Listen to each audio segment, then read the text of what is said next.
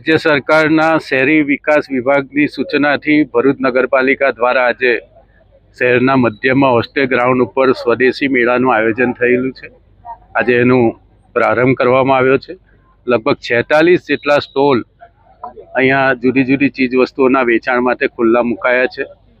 આ મેળાની વિશેષતા એ છે કે ભરૂચ શહેર અને જિલ્લાની જે એસએસસી ગ્રુપ સાથે જોડાયેલી બહેનો જિલ્લા ઉદ્યોગ કેન્દ્ર દ્વારા સરકારની જુદી જુદી યોજનાઓ દ્વારા અપાતી જે સહાય છે એ સહાયમાંથી વ્યવસાય કરતી બહેનો એમને જ આ ફાળવવામાં આવ્યા છે અને નિઃશુલ્ક ફાળવવામાં આવ્યા છે।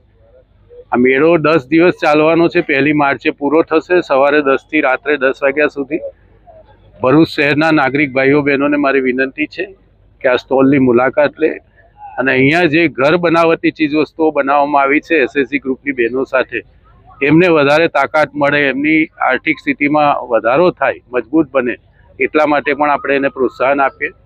ખાસ કરીને રાજ્ય સરકાર દ્વારા આ પ્રકારના જુદા જુદા આયોજનો વર્ષ દરમિયાન થતા હોય છે જેમાં સ્થાનિક ચીજવસ્તુઓ બનાવટી ચીજવસ્તુઓનું વેચાણ થતું હોય છે।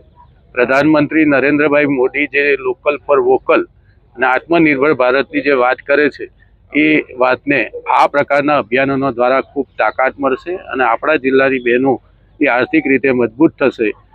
ખૂબ સુંદર વાતાવરણમાં આજનો આ કાર્યક્રમનો શુભારંભ થયો છે।